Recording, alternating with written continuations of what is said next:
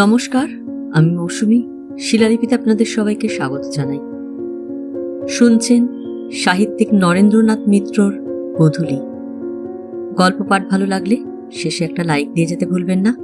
এখনো যারা আমার চ্যানেলটা সাবস্ক্রাইব করেননি তাদের সকলের কাছে আমার অনুরোধ, প্লিজ আমার চ্যানেলটা সাবস্ক্রাইব করে নেবেন। পাশে যে বেল নোটিফিকেশনটা আছে সেটা অবশ্যই প্রেস করে দেবেন। আজ উপন্যাসের চতুর্থ পর্ব। স্বামীকে আর ছেলে মেয়েদের খাইয়ে নিজের খাওয়া শেষ করে ঘরে আসতে রাত 10:00 বেজে গেল। অন্যদিন অনুপম এর মধ্যে ঘুমিয়ে পড়ে, আজ ঘুমোয়নি। চুলের কাঁটায় আধাআধি চিহ্ন দেওয়া বালিশের তলা থেকে মোটা নভেলখানা হাতে নিয়ে শুয়ে শুয়ে তার পাতা উল্টাচ্ছে। পান মুখে দিয়ে পা ঝুলিয়ে ইন্দু তক্তাপোষে স্বামীর গা ঘেঁষে বসল। তারপর হেসে বলল, ব্যাপার কি আজ কি পূবের সূর্য পশ্চিমে উঠল নাকি? তুমি নভেল পড়ছ? অনুপম বলল, দেখছিলাম উল্টে পাল্টে। কি তোমরা পাও বইয়ের মধ্যে? বইয়ের নাম শাখা প্রশাখা, মানে কি হলো? এতে কি গাছগাছালির কথা আছে নাকি? হাসি চেপে ইন্দু বলল, কি জানি কিসের কথা আছে, প্রায় আধা আধি পড়লাম। বই ভরে কেবল কিলকিল করে মানুষ, আর তাদের মুখ ভরা কেবল কথা আর কথা। মাথা মুন্ডু কি যে বলতে চায় বোঝা শক্ত। যাই বলো, শরৎ চাটুর্যের পরে আর বাংলা নভেল পড়ে তেমন জুত পেলাম না। চিন্ময় অবশ্য তর্ক করে, এ নাকি আমার বুঝবার দোষ, রসবোধ বৃদ্ধি না পাওয়ার লক্ষণ। শরৎবাবু যে সমাজ যে সময় নিয়ে লিখেছেন। অনুপম বাধা দিয়ে বলল, শরৎবাবু খুব ভালো লিখতেন নাকি? ইন্দু এরপর প্রসঙ্গ বদলে নিয়ে জিজ্ঞাসা করল, মা তখন কি বলছিলেন তোমাকে? কি যেন শুনলাম একটু, তাদের নিষেধ করে দিও, তাদের জানিয়ে দিও। কাদের কি জানাবার কথা বললেন? অনুপম বইখানা সশব্দে বন্ধ করে দূরে সরিয়ে রেখে উঠে বসে উত্তেজিতভাবে বলল, কাদের আবার? তোমার মামাকে নিষেধ করে দিতে বললেন। বাসবিকে নাকি চিন্ময়ের পছন্দ হয়নি। ও নাকি স্পষ্টই ওর মাকে সে কথা বলে দিয়েছে। অথচ সেখানে এমন ভাব করল, এমন হেসে হেসে কথা বলল, যেন দেখা মাত্র সে প্রেমে পড়ে গেছে বাসবির। এখন বলে কিনা পছন্দ হয়নি। রাস্কেল কোথাকার! আমি আরও ওদের জোর ভরসা দিয়েছি এ সম্বন্ধ করে দেবই। এখন আমার মুখ থাকে কোথায়? ইন্দু বলতে যাচ্ছিল, কেন তুমি তাদের অমন ভরসা দিতে গেলে? কিন্তু স্বামীর মুখের দিকে তাকিয়ে কথাটা আর বলা হলো না। মুখ রাখবার ভাবনায় অনুপমের মুখ তখন ক্রোধে বিদ্বেষে নানাভাবে আচ্ছন্ন। ইন্দু একটুকাল কি চিন্তা করে বলল, যদি আমার ওপর ভার দাও, যদি আমার ওপর নির্ভর করতে পারো, আমি তোমার মুখ রাখবার ব্যবস্থা করি। দেখো, আজকালকার দিনে ঘটকালি অত সোজা নয়, তার জন্য অনেক কলকারসাজির দরকার। অনুপম বলল, কিরকম? ইন্দু বলল, তিলুমিনুদের মশারিটা ফেলে দিয়ে আসি, তারপর বলবো। তুমি যেন এর মধ্যে ঘুমিয়ে পড়ো না। পাশের ঘরে তিলক আর মিনু ঘুমোয়। কোনো কোনো দিন মিনু মার কাছেও শোয়। কোনো কোনো দিন বা ভোরের দিকে ছেলে মেয়েদের ওপর থেকে তুলে আনে অনুপম। মুখে মুখে ইংরেজি কবিতা মুখস্থ করায়। নিজের ছেলেবেলায় শেখা সংস্কৃত প্রবচনগুলি ওদের শিখে নিতে বলে। ছেলে মেয়েদের মশারি টাঙিয়ে দিতে এসে ইন্দু বলল, দেখো কাণ্ড, ভারী বিশ্রী শোয়ার অভ্যাস দিল। ছোট বোনকে পা দিয়ে ঠেলতে ঠেলতে একেবারে তক্তাপোষের এক কিনারে নিয়ে এসেছে। নিজেও শুয়ে আছে আড়াআড়ি ভাবে। এই তিলু, ভালো হয়ে শো, ভালো হয়ে শো শিগগির। টেনে টেনে ছেলে মেয়েকে ভালো করে শুইয়ে দিল ইন্দু। ছেলের মাথায় কপালে একটু হাত বুলোল। তিলক ভিতরে ভিতরে বড় হিংসুটে। প্রায়ই বলে, তুমি কেবল মিনুকেই বেশি ভালোবাসো, আমাকে দেখতে পারো না। মিনু হওয়ার পর ইন্দুকে ডাকত বোনের মা। আর তোর? আমার কিছু না। আর একদিন, তখন মিনু হয়নি। এখন মিনুর যে বয়স, তিলুর বয়স তখন তাই। ছেলেকে নিয়ে নিজের মামার বাড়ি বেড়াতে গেছে ইন্দু। ছেলে মেয়ে নিয়ে মামাতো বোন সুলতাও এসেছে বাপের বাড়ি। তিলু যেবার হয়, তার পরের বছর হয়েছে সুলতার ছেলে টাট্টু। সুলতা যেই বলেছে তোমার মাসিমা, অমনি টাট্টু কাছে এসে কোল ঘেঁষে দাঁড়ালো। ইন্দু তাকে কোলে তুলে নিতেই টাট্টু তার গলা জড়িয়ে ধরে জিজ্ঞাসা করল, মাসিমা, তুমি আমার মাসিমা? আমার? ইন্দু হেসে বোনের দিকে তাকিয়ে বলল, তোর ছেলে তো ভারী মায়াবী হয়েছে লতা। তারপর বোনপোকে আশ্বাস দিল ইন্দু, হ্যাঁ গো হ্যাঁ, তোমাল তোমাল। তিলু একটু দূরে আর সব মাস্তুতো ভাই বোনেদের সঙ্গে খেলছিল। খ্যাপার মতো ছুটে এলো, নামাও নামাও কোল থেকে, নামাও ওকে। প্রথমে ধমক দিল ইন্দু, ছি, অমন করে নাকি? কিন্তু কে শোনে কার ধমক? তিলক তখন তার মাকে আঁচড়াতে কামড়াতে শুরু করেছে। সুলতা বলল, দিদি, তোমার শাড়িখানা তো গেল, শিগগির টাট্টুকে নামিয়ে দাও, তিলুকে শান্ত করো। ইন্দু ছেলেকে বোঝাবার চেষ্টা করছিল, ছি, এমন করে নাকি, লোকে কি বলে? আচ্ছা, তুমিও না হয় এই কোলে এসো, আমি তোমার মা আর টাট্টুর মাসিমা, কেমন? কিন্তু তিলু তাতে রাজি হল না। সে তার মাকে অন্য কারো মাসিমা হতেও দেবে না। শেষ পর্যন্ত টাট্টুকে নামিয়ে দিয়ে তবে শান্তি। হিংসুটে ছেলের জন্য বোনের কাছে সেদিন ভারী লজ্জিত হয়েছিল ইন্দু। মশারিটা ফেলে দেওয়ার আগে ইন্দু সস্নেহে আর একবার ছেলের মুখের দিকে তাকালো। ঠিক অনুপমের মতো মুখের আদল হয়েছে ওর, তারই মতন সুন্দর ফর্সা রং, স্বভাবও অনেকটা বাপেরই পাচ্ছে। বড় হয়ে ও কি অনুপমের মতোই হবে? ভারী মিল আছে কিন্তু দুজনের মধ্যে। আচ্ছা, অনুপম বড় হয়েও অনেক ব্যাপারে তিলুর মতো রয়ে গেছে। মনে মনে একটু হাসল ইন্দু। হিংসার বেলায় পুরুষ মানুষ বোধহয় একটু ছেলে মানুষই থাকে, নইলে চিন্ময়কে অনুপম হিংসে করবে কেন? অনুপম বাকি আর চিন্ময় বাকি। ছেলে মেয়েদের মশারি ফেলে দিয়ে নিজের ঘরে ফিরে গেল ইন্দু। যা ভেবেছে তাই, অনুপম ঘুমিয়ে পড়েছে। খেয়ে দিয়ে উঠে বেশিক্ষণ আর সে জেগে থাকতে পারে না। কিন্তু নিজে জেগে থেকে ইন্দু বহুক্ষণ ধরে মতলবটা ঠিক করল। যেমন করে পারুক বাসবীর সঙ্গে চিন্ময়ের বিয়ে সে দেবেই। তাহলে সব সন্দেহের নিরসন হবে, সব সমস্যার সমাধান হবে। যদি অল্প ব্যয়ে সম্বন্ধটা করে দিতে পারে, তাহলে মামা মামিমাও খুব উপকৃত হবেন, খুশি হবেন ইন্দুর ওপর। অল্প বয়সে বাপ মা মারা গেছেন, বাপ মার কর্তব্য মামা মামিই তো করেছেন। যেটুকুই হোক লেখাপড়া শিখিয়েছেন, ভালো ঘর বর দেখে বিয়ে দিয়েছেন। এখন ইন্দুরও তো একটা কর্তব্য বলে জিনিস আছে। কিন্তু অনুপমের মতো সেকেলে ঘটক ঠাকুর সাজলে চলবে না ইন্দুর। এ বড় শক্ত ঠাঁই। বিয়ের আগে দুজনকে প্রেমে পড়াতে হবে। বারবার দেখাশোনা মেলামেশার পর চিন্ময়ের মনের ওই খুঁতখুঁতে ভাবটুকু আর থাকবে না। ভালোবাসায় সব খুঁত তলিয়ে যাবে। চিন্ময় সেদিন বলেছিল সিনেমায় যাবার কথা। ইন্দুর তো সময় নেই, তেমন ইচ্ছাও করে না। কিন্তু বাসবী আর চিন্ময়ের জন্য ওকে যেতেই হবে। সিনেমা ঘরে কোনো প্রণয়মূলক নাটক দেখবে চিন্ময় আর বাসবী পাশাপাশি বসে। ইন্দু এক পাশে সরে থাকবে, আর না হয় মাঝখানে থাকবে হাইফেন হয়ে, কিংবা ভূগোলের সেই দুই ভূভাগের সংযোগকারী যোজকের মতো। এমনি করেই আলাপ জমবে। ছবি দেখা শেষ হলে দুজনকে নিয়ে ইন্দু ঢুকবে কোনো রেস্টুরেন্টে। সেখানে চা খেতে খেতে আর এক দফা আলাপে ওদের সাহায্য করবে ইন্দু। দ্বিতীয় পরিচ্ছেদে বাসবীকে নিজের বাসায় কদিনের জন্য নিমন্ত্রণ করে আনবে। তারপর নানা ছলে বই দেওয়া নেওয়া উপলক্ষ করে বারবার ওকে পাঠাবে চিন্ময়ের ঘরে। দোরের কাছে নিজে থাকবে আড়ি পেতে। তৃতীয় পরিচ্ছেদে মামা মামিকে বলবে, দিনক্ষণ ঠিক করুন, ছাপাতে দিন বিয়ের চিঠি।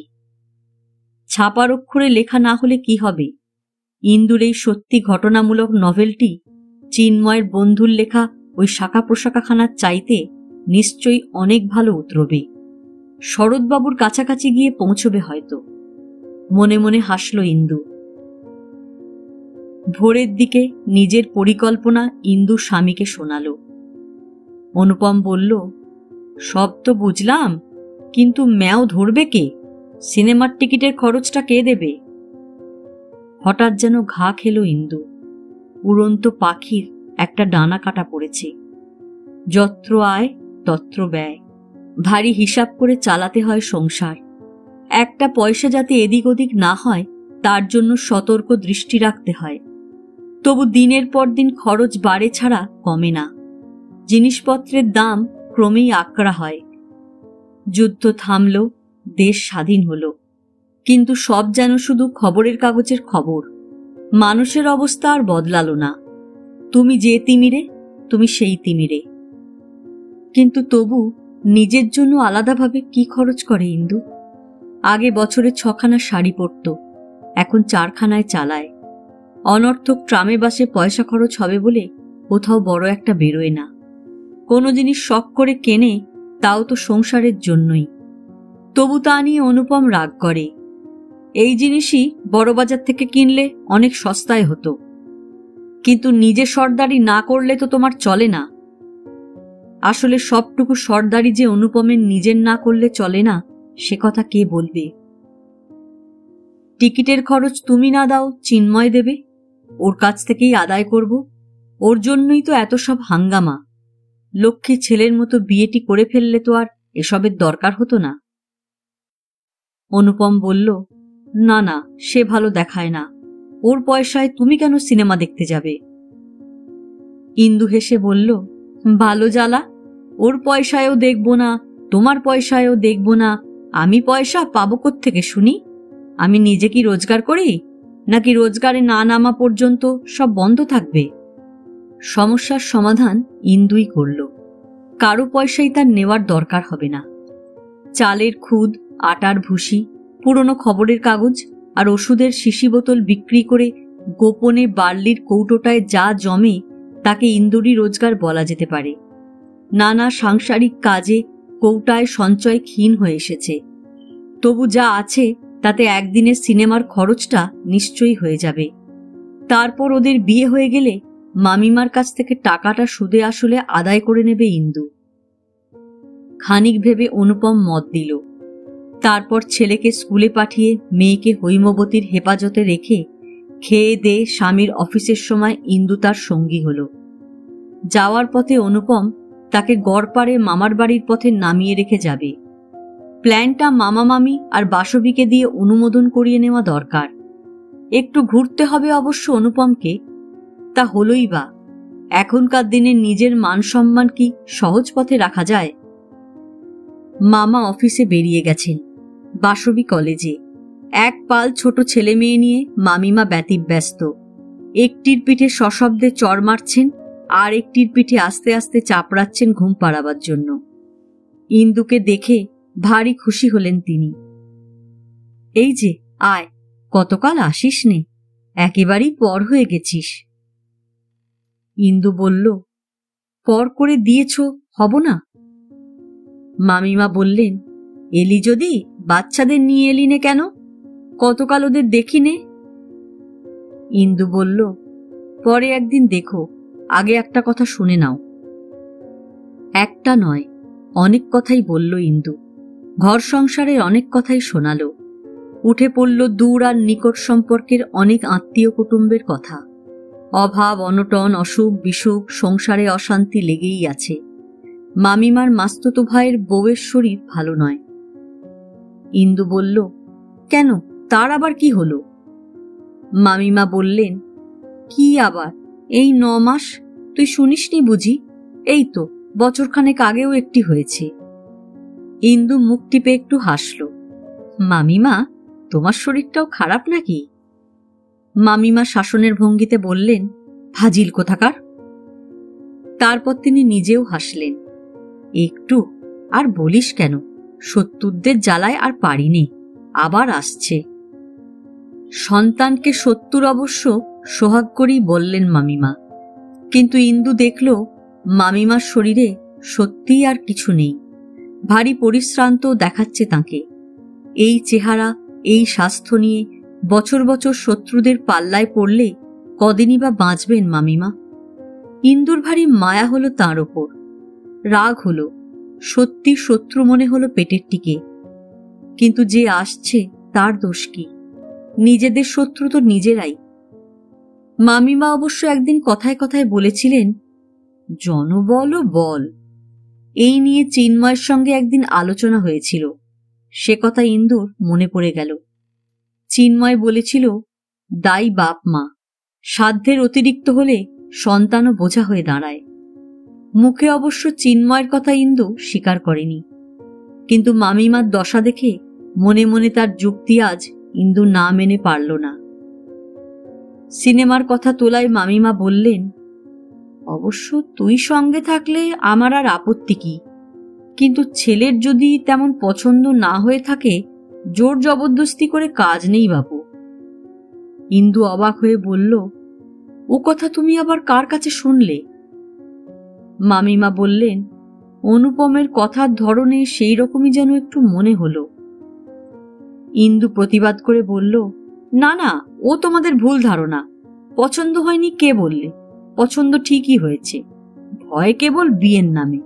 আজকালকার ছেলেদের ধরনই ওই, বিয়ে তো নয় জলাতঙ্ক। তা চিন্ময়ের আতঙ্ক ঘোচাবার ভার আমি নিচ্ছি, তুমি ভেবো না। আমার কথা চিন্ময় ফেলতে পারবে না। মামিমা ইন্দুর দিকে তাকালেন। কেন, চিন্ময় কি তোর খুবই বাধ্য নাকি? ইন্দুও তাকালো মামির দিকে। কথাটা কেমন যেন একটু বেসুরো আর ভঙ্গিটা বিষদৃশ্য লাগলো ইন্দুর। তারপর একটু চুপ করে থেকে মামিমার ইঙ্গিতটা গায়ে না মেখে বেশ জোর আর জেদের সঙ্গে বলল, হ্যাঁ বাধ্যই তো। বাধ্য না হলে কি এতখানি সাহস পাই? মামিমা বললেন, তোমার বেশি সাহসের দরকার নেই বাপু, যা রয়স হয় তাই করো। শনিবার কলেজ থেকে সকাল সকালই ফিরে এলো বাসবী। বেনি দুলছে পিঠের উপর, হাতে বাঁধানো কখানা বই আর খাতা। স্বাস্থ্য তো বেশ ভালো হয়েছে ওর, বেশ দৃপ্ত আত্মপ্রতিষ্ঠ ভাব। এ বয়সে অহংকার একটু থাকেই, দেখতে ভালোও লাগে। এই বাড়ির মেয়েদের মধ্যে বাসবী এই প্রথম ঢুকলো কলেজে, একটু অহংকার ওর হবে না কেন? ইন্দুর আর স্কুলের গণ্ডি ডিঙানো হলো না, তার আগেই বিয়ে হয়ে গেল। এতদিন বাদেও পুরনো দুঃখটা মনে পড়ল ইন্দুর। বাসবীকে দেখে হিংসা হলো। সিনেমার কথায় বাসবী বলল, তা বেশ তো, সিনেমা যদি কেউ দেখাতে চায় তবে না দেখে কে? কিন্তু বাংলা ছবি টবি নয়, রোমিও জুলিয়েট হচ্ছে ছায়াতে, দেখান তো ওটা দেখতে পারি। সেবার মেট্রোতে এসে ঘুরে গেল। অঞ্জু মঞ্জুরা দেখে এসেছিল, দু বোন, বড় লোকের মেয়ে, ভালো বই ওদের কোনোটাই বাদ যায় না। দেখব দেখব করে আমার আর সেবার দেখা হলো না। ইন্দুর পক্ষপাত ছিল বাংলা ছবির উপর, কিন্তু বাসবীর মতেই মত দিতে হলো। ওর জন্যই তো সব। ম্যাটিনি শোয়ে যেতেও বাসবী রাজি হলো না। ঠোঁট উল্টিয়ে বলল, দূর দূর, দিনের বেলা কেউ আবার ছবি দেখে নাকি? রাত না হলে কি নাটক জমে? ইন্দু ঠোঁট টিপে হাসল, তা তো ঠিকই। তাই সময়ের ব্যাপারেও ওর সঙ্গে সায় দিল ইন্দু। অফিস থেকে ফেরার পথে অনুপম স্ত্রীকে সঙ্গে করে নিয়ে গেল। জামা কাপড় পরে চিন্ময় তখন বেরুবার উদ্যোগ করছে। ইন্দু ঢুকল ঘরে। শোনো, একটা কাজ করতে হবে। চিন্ময় বলল, বলুন, কিন্তু আমাকে তো কোনো কাজের মানুষ বলে মনে করেন না আপনি। ইন্দু গম্ভীর হয়ে বলল, ভারী আফসোস না, কিন্তু আজকে হঠাৎ মনে হলো তোমার মতো কাজের মানুষ আর দুটি নেই। শোনো, 3 মণ চাল জোগাড় করে দাও দেখি আমাকে ব্ল্যাক মার্কেট থেকে। চিন্ময় বিস্মিত হয়ে বলল, বলেন কি? অত চাল দিয়ে কি হবে? এই রেশনের দিনে অত চাল পাবই বা কোথায়? ইন্দু হেসে উঠল। যারা সত্যি সত্যি কাজের মানুষ তারা জানে কোন জিনিস কোথায় পাওয়া যায়। চালের কথায় তারা ঘাবড়ে যায় না। শোনো, চাল না, 3খানা সিনেমার টিকিট। ছায়াতে রোমিও জুলিয়েট হচ্ছে, তার টিকিট। হদিস দিয়ে দিচ্ছি, কাউন্টারের সামনে দাঁড়ালেই পাওয়া যাবে। চিন্ময় বলল, বাঁচলুম, চালের কথাটা তাহলে চাল। ইন্দু বলল, এবার আর তোমাকে পায় কে? নিজের রাজ্য ফিরে পেয়েছ, কাজ নয় কেবল কথা। এরপর আধ ঘন্টা ধরে অনুপ্রাসে অনুপ্রাসে ত্রাস ধরিয়ে ছাড়বে। শোনো, 3খানার টিকিট কিন্তু আমার আজই চাই। চিন্ময় বলল, গরজটা খুব বেশি বলে মনে হচ্ছে যেন। 3 জন কে কে? ইন্দু মুখ টিপে হাসল। অনুমান করো। অনুপমদা তো নিশ্চয়ই যাবেন। ইন্দু বলল, না গো না, অত ভয় নেই তোমার, তিনি যাবেন না। শুধু আমরা 2 জন, আর সঙ্গে একজন অনুপমাকে ধরে নিয়ে যাব। ইন্দু মিটিমিটি হাসতে লাগল। চিন্ময় তার দিকে স্থির দৃষ্টিতে একটুকাল তাকিয়ে থেকে বলল, আমি কেবল একজন অনুপমাকেই জানি। সেই দৃষ্টির সামনে হঠাৎ ইন্দুর মুখের হাসি নিভে গেল। ঢিপ ঢিপ করতে লাগলো বুকের মধ্যে। একটু বাদে বলল, ওমা, টাকা আনতে ভুলে গেছি, ওপর থেকে টাকা নিয়ে আসি, দাঁড়াও। টাকা নিয়ে নেমে এসে ইন্দু দেখল চিন্ময় ততক্ষণে বেরিয়ে গেছে। পরদিন ব্যাপারটা টের পেয়ে তিলু আর মিনু বায়না ধরল তারাও যাবে সিনেমায়। কিন্তু ওদের কি করে নিয়ে যাওয়া যায়? 3খানা তো মাত্র টিকিট, তাছাড়া ওরাও ছবি বুঝবেই বা কি। ইন্দু তাদের বলল, তোমরা আর একদিন যেও, ভালো ছবি দেখাবো তোমাদের। কিন্তু দুজনেই নাছোড়বান্দা। ইন্দু তখন স্বামীকে বলল, এক কাজ করো, ওদের তুমি আর একটা বাংলা ছবি টবি দেখিয়ে নিয়ে এসো। হৈমবতী বললেন, কেন, ওদের সঙ্গেই নিয়ে যাও না ইন্দু, ওদেরও তো দেখতে ইচ্ছা করে। যাই করো, আজ কিন্তু আর আমার কাছে গুছিয়ে যেও না বাপু, মিনু তো কাল কেঁদেই অস্থির। অনুপম বলল, আচ্ছা, আমি ওদের ঘুরিয়ে নিয়ে আসছি। কিন্তু বেশিক্ষণ অনুপম বাইরে রইল না। ছেলে মেয়েদের নিয়ে ইন্দুদের বেরুবার অনেক আগেই এসে হাজির। আউটরাম ঘাট থেকে তাদের স্টিমার দেখিয়ে এনেছে অনুপম। খেলনা কিনে দিয়েছে, মিষ্টি খাইয়েছে দোকানে। কথা দিয়েছে পরের রবিবারে চিড়িয়াখানা দেখিয়ে আনবে। দুজনেই খুব খুশি। কেবল অনুপমকেই একটু ভার ভার দেখালো। ইন্দু স্বামীর মনের ভাব বুঝে বলল, এক কাজ করো, চিন্ময় আর বাসুবিকে নিয়ে তুমিই দেখে এসো সিনেমা। অনুপম চটে উঠে বলল, সিনেমা আমি কোনোদিন দেখি নাকি যে দেখব? ওসব ন্যাকামি আমার ভালো লাগে না। সময় বেশি নাই, গড়পাড়ে আবার খানিকটা দেরি হবে। ইন্দু তাড়াতাড়ি তৈরি হয়ে নিল। চওড়া কালো পেরে সাদা খোলের তাঁতের শাড়ি পরল। হাতের শাঁখার সঙ্গে শুধু 2টি চুড়ি, গলায় সরু হার, কানের স্বর্ণাধারে গাঢ় রক্তবর্ণের লাল ফুল বসানো, কপালের মাঝখানে মাঝারি আকারের সিঁদুরের ফোঁটা, সিঁথি সিঁদুরের রক্তরাগে রঞ্জিত। সাদা ব্লাউজের হাতায় শুধু একটুখানি সরু সবুজের ঘের, আর কোনো রং নেই। আর রং আছে চুলে, গভীর কালো রং। সে রং জমাট বেঁধে আছে ঘনবদ্ধ কবরীতে। জানলার শিকের ফাঁকে চিন্ময়ের সঙ্গে চোকাচুকি হওয়ায় তাড়াতাড়ি মাথায় আঁচল তুলে দিল ইন্দু। তারপর দোরের কাছ থেকে বলল, কি হলো তোমার? চিন্ময় বলল, আমার হতে আর কতক্ষণ লাগবে? গেঞ্জির ওপর একটা পাঞ্জাবি চড়িয়ে নিলেই হয়। আপনার হওয়ার জন্যই অপেক্ষা করছিলাম। চমৎকার হয়েছে কিন্তু। শেষ কথাটা একটু নিচু গলাতেই বলল চিন্ময়। ইন্দু লজ্জিত ভঙ্গিতে মৃদু হাসল। কি যে বলো। কিন্তু অনুপম কখন এসে পিছনে দাঁড়িয়েছে দুজনের কেউ লক্ষ্য করেনি। গম্ভীর গলায় স্ত্রীকে ডেকে সে বলল, শোনো। ইন্দু একটু চমকে উঠে মুখ ফেরালো। কি বলছো? অনুপম বলল, তোমার আক্কেলখানা কি? এই বেশে কেউ আত্মীয় কুটুম্বের বাড়িতে যায়? কেন, আমি কি ফকির হয়ে গেছি, না তুমি বিধবা হয়েছ? ওপরে চলো, শাড়ি বদলে নেবে। ইন্দু দাঁত দিয়ে নিচের ঠোঁটটা একটু চেপে ধরে নিজেকে সামলে নিল। তারপর আস্তে আস্তে বলল, কেন, এ শাড়িতে দোষ করল কি? আত্মীয় কুটুম্বের বাড়িতে বিয়ে অন্নপ্রাশনের নিমন্ত্রণ রাখতে তো আর যাচ্ছি না, যাচ্ছি সিনেমায়। যা পড়েছি এতেই চলবে।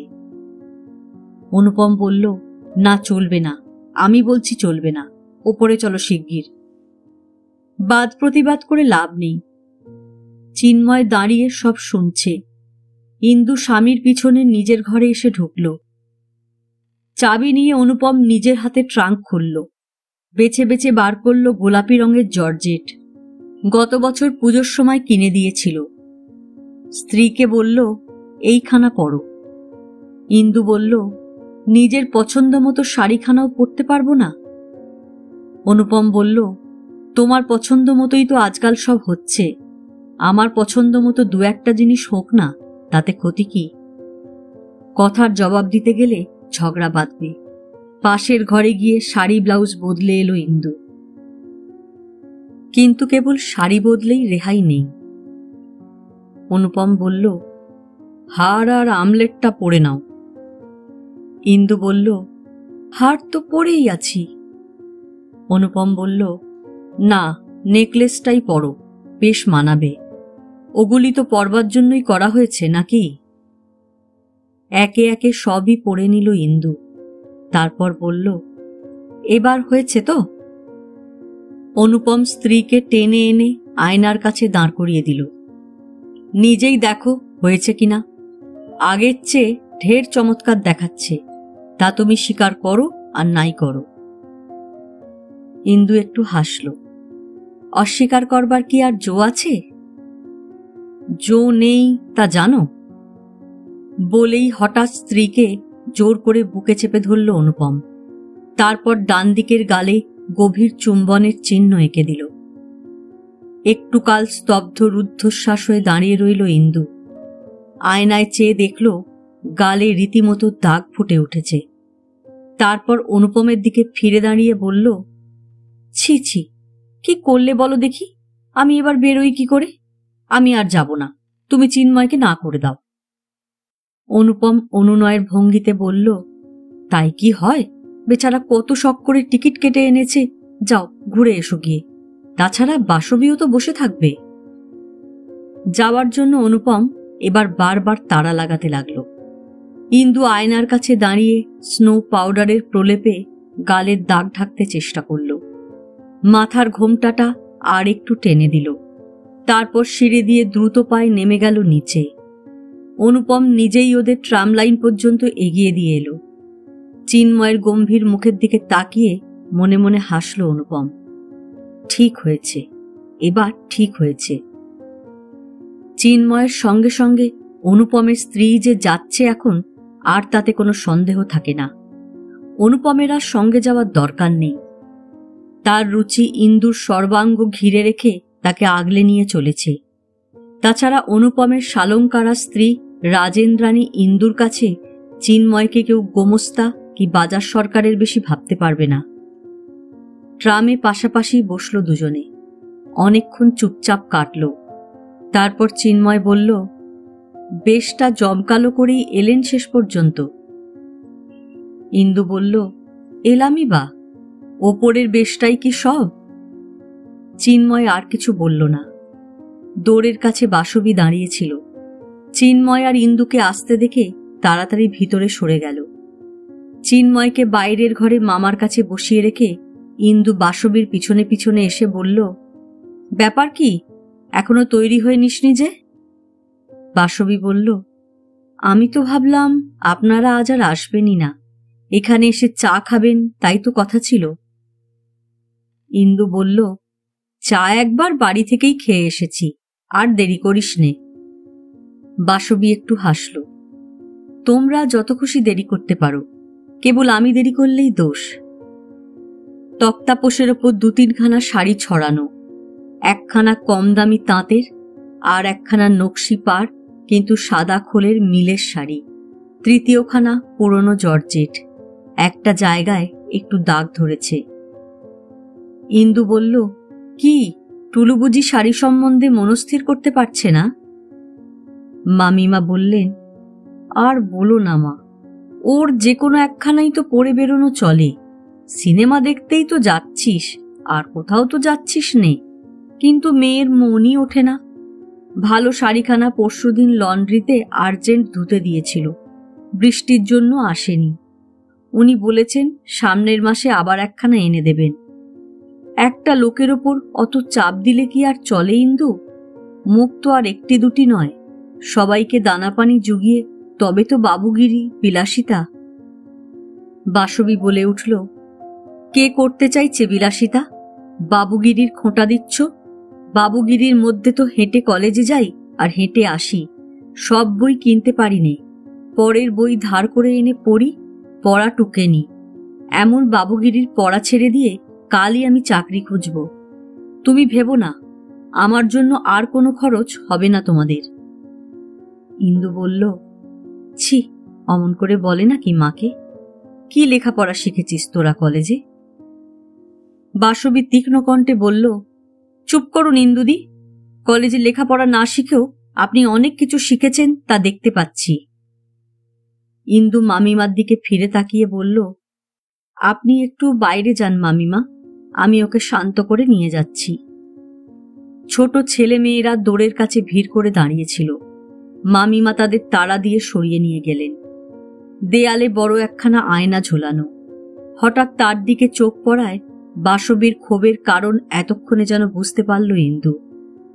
সত্যি, নিজের এই চটকদার বেশবাসের কথা এতক্ষণ তার মনেই ছিল না। এ লজ্জা যে তার নিজের নয়, আর একজনের, কি করে খেয়াল থাকবে? একটু চুপ করে থেকে ইন্দু বলল, তোর জামাইবাবুর যত সব কাণ্ড, জানিসই তো সাজসজ্জার ঘটা আমি মোটেই পছন্দ করিনি। তবু তিনি জোর করে। আমি কেবল কেলেঙ্কারির ভয়। তা এক কাজ কর, আমার এই শাড়ি আর হার তুই পর। এইমাত্র পাট ভেঙে পড়ে এসেছি, তোর ওই সাদা খোলের মিলের শাড়িখানা আমাকে দে, ওতেই হয়ে যাবে আমার। মাথার আঁচল পড়ে গিয়েছিল ইন্দুর। বাসবী তীক্ষ্ণ দৃষ্টিতে তার মুখের দিকে তাকিয়ে কি দেখছিল। ইন্দুর কথার জবাবে সে অল্প একটু হাসল। থাক ইন্দুদি, থাক, আর ভদ্রতা করে কাজ নেই আপনার, খুব হয়েছে। বাসবী এবার যেন বুঝতে পারছে তাকে সেদিন দেখতে এসে চিন্ময় কেন অত উদাসীন হয়ে রয়েছিল, অবজ্ঞা দিয়ে কেন অমন করে অপমান করেছিল তাকে। ইন্দু বলল, কেন তুই অমন করছিস টুলু? হয়েছে কি? তুই আমার বোন না? আমার শাড়ি গয়না পরলে তোর অপমান হয়? বাসবী বলল, মান অপমানের কথা নয় ইন্দুদি, প্রবৃত্তি অপ্রবৃত্তির কথা। আমরা গরিব হতে পারি, কিন্তু অন্যের ব্যবহার করা কোনো জিনিস নিতে আমাদের প্রবৃত্তি হয় না। 7 জন্ম শাড়ি গয়না না পরলেও নয়, 7 জন্ম বিয়ে না হলেও নয় ইন্দুদি। বাসবী ফের একটু হাসল, আর সে হাসি দেখে শিউরে উঠল ইন্দু। এ হাসি সে আরো একজনের মুখে দেখেছে। ইন্দু বলল, কি কি বললি? সঙ্গে সঙ্গে আয়নার ডান দিকের গালে রক্তাভ চিহ্নটি চোখে পড়ল ইন্দুর। বাসবী বলল, কিচ্ছু বলিনি ইন্দুদি, আমার খুব মাথা ধরেছে। আপনারা যান, দেখে আসুন গিয়ে সিনেমা, আমি আজ আর যাব না। বলে বাসবী তক্তাপোষের ওপর বালিশে মুখ গুজে শুয়ে পড়ল। ইন্দু মুহূর্তকাল স্তব্ধ হয়ে ঘরের মধ্যে দাঁড়িয়ে রইল। বাসবীকে কিছু বলতে পর্যন্ত তার প্রবৃত্তি হল না। মামিমা জানালার বাইরে দাঁড়িয়ে দাঁড়িয়ে সবই শুনেছিলেন। তিনি এবার বললেন, ওকে আর সাধাসাধি করে লাভ নেই ইন্দু, বড় একগুঁয়ে মেয়ে। একবার যখন না বলেছে তখন আর হ্যাঁ করাবে এমন কারো সাধ্য নেই। তোমরাই যাও, ও না যেতে চায় না গেল। ইন্দু বলল, আচ্ছা। বাইরের ঘরে এসে ঢুকতেই মামা বললেন, কিরে টুলু এলো না? ইন্দু মাথা নেড়ে বলল, সোনা মামা, ওর নাকি মাথা ধরেছে, চলো চিন্ময়। মামা বললেন, সে কি, এক ভদ্রলোককে নিয়ে এলি, চাটা কিছু খেলি রে? ইন্দু একটু ম্লান হাসল। চা আর একদিন এসে খাবো সোনা মামা, আজ আর সময় নেই। বাইরে এসে খানিকটা পথ এগিয়ে ইন্দু হঠাৎ জিজ্ঞাসা করল, আচ্ছা, হিংসা দেশটা কাদের বেশি, পুরুষদের? চিন্ময় বলল, এ কথা বলছেন যে? ইন্দু বলল, ইচ্ছা হলো তাই বললাম, আমার কথার জবাব দাও। চিন্ময় একটু হাসল। আমার জবাবটা আপনাদের অনুকূলে হবে না। মেয়েদের হিংসা অনেক গুণে বেশি, সেই তুলনায় পুরুষরা রীতিমতো অহিংস পরমহংস। ইন্দু একটু চুপ করে থেকে বলল, দেখো, সিনেমা দেখতে আর ইচ্ছে করছে না, কেন যেন ভারী খারাপ লাগছে, অথচ অতগুলি টাকা দিয়ে কেনা টিকিট। চিন্ময় বলল, তাতে আর কি হয়েছে, সিনেমা হাউসটা খুব বেশি দূরে নয় এখান থেকে, যাওয়ার পথে হয়ে যাব। কেউ টিকিটগুলি নেয় তো নিল, না নেয় কটা টাকা লোকসানই যাবে না হয়। আপনার লোকসানের চেয়ে তো আর তার পরিমাণ বেশি নয়। ইন্দু চমকে উঠল। আমার আবার কি লোকসান হতে যাবে? চিন্ময় বলল, না হলেই ভালো। একটা রিকশা নিই না ট্রামে যাবেন? ইন্দু বলল, না না, হেঁটেই চলো, বেশ লাগছে হাঁটতে। ছবি দেখবার তো আর গরজ নেই আমাদের, তার চেয়ে শহর দেখতে দেখতে যাই। অনেকদিন এমন করে হাঁটিনি রাস্তায়, বেশ লাগে হাঁটতে। দেরি হয়ে গেলে টিকিটগুলি আর বিক্রি হবে না, সে কথাটা আর বলল না চিন্ময়। হাঁটতে ভালোই লাগছিল। রোদ নেই, গাঢ় কালো নয়নাভিরাম মেঘে আকাশ ঢেকেছে। দুপুরে খুব গরম পড়েছিল, এবার খুব ঠান্ডা হাওয়া দিচ্ছে। সে হাওয়ায় কেবল দেহ নয়, ইন্দুর মনটাও জুড়িয়ে গেল। অনেক দিন যেন এমন খোলা আকাশের নিচে শহরের মাঝখানে দাঁড়ায়নি ইন্দু। শহর মানে ছিল 4 দেওয়াল ঘেরা ঘর। ঘরের বাইরে যে পৃথিবীর অস্তিত্ব আছে তা যেন এতদিন মনেই পড়েনি। আজ পড়ল, মনে পড়ল, চোখে পড়ল। এই মেঘ আর মেঘবতী নগরী দেখে ইন্দুর মনে রইল না আজ কি উদ্দেশ্যে সে বেরিয়েছিল, সে উদ্দেশ্য সফল হয়েছে কি হয়নি, কে তাকে অপমান করেছে কি করেনি। ইন্দু যেতে যেতে বলল, ছেলেবেলায়, ঠিক ছেলেবেলায় নয়, 13-14 বছর বয়স পর্যন্ত কলকাতার রাস্তায় এমন অনেক বেড়াতাম। মাঝে মাঝে গাড়িতে, মাঝে মাঝে হেঁটে। সার্কাস দেখেছি আর সিনেমা। বাবা ভারী ঘুরতে ভালোবাসতেন আমাকে নিয়ে। মা মারা যাবার পর থেকে আমিই ছিলাম তার একমাত্র সঙ্গী। কোনো সুখ দুঃখের কথাই তিনি আমার কাছে গোপন করতেন না, ঠিক বন্ধুর মতো। তেমন আর পেলাম না।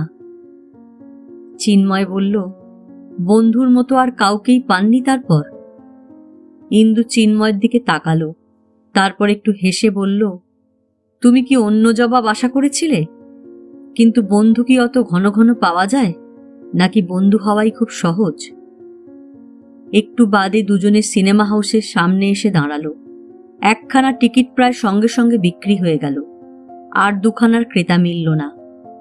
চিন্ময় বলল, চলুন ফিরি। ইন্দু বলল, আর টিকিট দুটো? চিন্ময় বলল, ও দুটো অক্ষত আর অক্ষয় হয়ে থাকবে আমার সুটকেসে। দেখুন, টাকা দিয়ে আর যে কোনো জিনিসই কিনি, অক্ষতভাবে ঘরে নিয়ে যাওয়া যায়। শুধু সিনেমার টিকিটের বেলায় এই ব্যতিক্রম। পুরো টাকা দিয়ে ছেঁড়া টিকিট পকেটে বয়ে নিয়ে যেতে হয়। আমরা আজ আস্ত টিকিট নিয়েই ফিরে যেতে পারব, এটা কম ভাগ্যের কথা নয়। ইন্দু হেসে বলল, থাক, আর ভাগ্য নিয়ে হায় আফসোস করতে হবে না। তার চেয়ে চলো ভিতরেই যাই, ছবি দেখি, বোধহয় এতক্ষণে আরম্ভ হয়ে গেছে। কাউন্টারের ভদ্রলোক বললেন, না না, আসল বই আরম্ভ হতে দেরি আছে এখনো, সবে নিউজ রিল চলছে। যান না, ভিতরে গিয়ে বসুন না আপনারা। ঘণ্টা 2 বাদে দুজনে বেরিয়ে এলো। অশান্ত বৃষ্টি পড়ছে বাইরে। সন্ধ্যার শোতে যারা এসেছিল তারা অনেকেই দূরের সামনে এসে ভিড় করে রয়েছে। ট্রাম, বাস সব বন্ধ, কেবল 2-1টা ঘোড়ার গাড়ি আছে আর ট্যাক্সি। চিন্ময় বলল, একটা ট্যাক্সি ডাকি। ইন্দু বলল, না না, অত খরচ করে কি হবে, তার চেয়ে বরং বৃষ্টিটা থামুক। চিন্ময় বলল, তাহলে চলুন একটু চা খেয়ে নি। ইন্দু একটু ইতস্তত করে বলল, চলো। কাটা দরজা ঠেলে ছোট কেবিনে গিয়ে বসল দুজনে। এতক্ষণ পাশাপাশি ছিল, এবার মুখোমুখি।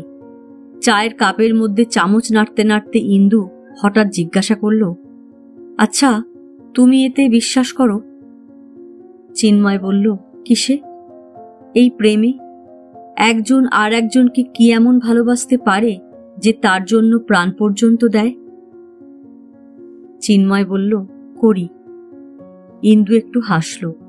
করো? আশ্চর্য। চিন্ময় জিজ্ঞাসা করল, হাসছেন যে? ইন্দু বলল, হাসছি এই ভেবে যে প্রেমের ওপর এত বিশ্বাস তোমার এলো কোত্থেকে। সংসারের অনেক জিনিসই তো তুমি বিশ্বাস করো না, অনেক ব্যাপারেই তো তোমার আস্থা নেই। চিন্ময় কথাটি সোজা জবাব না দিয়ে বলল, দেখুন, আমি যে কি আর কি না তা আপনি যত সহজে বলতে পারেন, আমি তত সহজে বুঝতে পারিনি। যখন কোনো একটি মেয়ের ভালোবাসায় আমি গভীরভাবে বিশ্বাস করি, তখন সেই বিশ্বাসের অতলতায় আমার সব সংশয় তলিয়ে যায়। তখন এক হিসেবে আমি পরম আস্তিক। যখন তুমি আমি আছি, তখন সব আছে। ইন্দুর গা শিরশির করে উঠল, কিন্তু কৌতুকের হাসিতে চিন্ময়ের ভাবাবেগ উড়িয়ে দেবার চেষ্টা করে বলল, যাক, আস্তিক কথাটার একটা নতুন মানে শেখা গেল তোমার কাছে। তারপর যখন দেখলে যাকে তুমি ভালোবাসো সে তোমাকে মোটেই ভালোবাসে না, তখন বুঝি মনের দুঃখে ব্যর্থ প্রেমে ফের নাস্তিক হয়ে পড়বে? চিন্ময় ইন্দুর দিকে একটুকাল তাকিয়ে থেকে দেখল, তারপর বলল, তা নাও হতে পারি। প্রেমে ব্যর্থ হলেই তো আর প্রেমের অনুভূতি ব্যর্থ হয় না। প্রেম ব্যর্থ হলেই তো আর প্রেমের গল্প ব্যর্থ হয় না। ইন্দু এ কথার কোনো জবাব দিল না, হয়তো কি জবাব দেবে ভেবে পেল না। স্নিগ্ধ কণ্ঠে বলল, থাক এখনো সব, তোমার কাপে আর একটু চিনি দেব? চিন্ময় ঘাড় নেড়ে বলল, দিন। কিন্তু আপনি বোধহয় জিজ্ঞাসা করতে চাইছিলেন রোমিও জুলিয়েট আজকালকার দিনে সত্যি কিনা, বাস্তব জীবনে ওদের আজকাল পাওয়া যায় কিনা। কেবল আজকের নয়, ওরা চিরকালই দুর্লভ। অমন সর্বাত্মক প্রেমের স্বাদ আমাদের জীবনে খুব কমই মেলে। তবু যেটুকু পাই তাতেই বুঝি ওরা আছে। যতটুকু পাই আর যতখানি না পাওয়ার দুঃখ পাই, সবকিছু মিলিয়ে টের পাই ওরা আছে আর ওদের মধ্যে আমরা আছি। আমরা? ছি ছি ছি, কাদের কথা বলছে চিন্ময়? নিশ্চয়ই তাদের কথা নয়। ওর কাণ্ডজ্ঞান কি অমন লোপ পেতে পারে? তবু ফের এক ধরনের রোমাঞ্চ অনুভব করল ইন্দু। ভাবল চিন্ময়কে বাধা দেয়। এসব কথা চিন্ময় কেন তার কাছে বলছে? সে এসব শুনে কি করবে? তাছাড়া ইন্দুর এসব শোনাই কি উচিত? কিন্তু ওকে বাধা দিতেও যেন ইন্দুর লজ্জা করতে লাগল। তার চেয়ে নির্বাক থেকে নিজের অস্তিত্ব গোপন রাখা ভালো। ও নিজের মনে যা বলছে বলে যাক, ওর কোনো কথা কানে না তুললেই হলো। কিন্তু আশ্চর্য, কানে না তুলেও পারা যায় না, সব কানে যায়।